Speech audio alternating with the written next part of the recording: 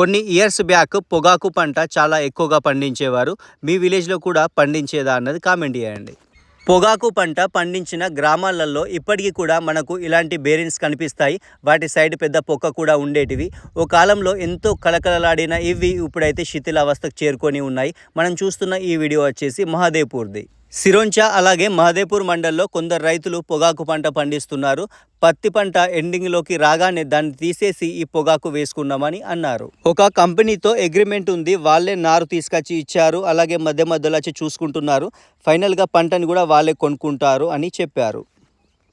Present బేరింతో ఏం పని లేనట్టు ఉంది. షెడ్స్ అయితే వేసుకున్నారు.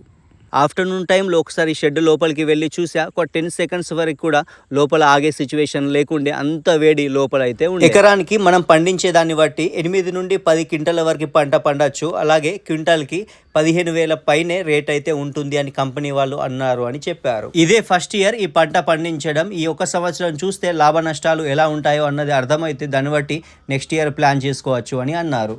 కొన్ని సంవత్సరాల క్రితం ఈ పొగాకు పంట పండించే ప్రాసెస్ ఎలా ఉండేది, అలాగే పండించిన పంటని ఎక్కడ అమ్మేది, మీకు ఏమన్నా ఇన్ఫర్మేషన్ తెలిసి ఉంటే తప్పకుండా కామెంట్ చేయండి.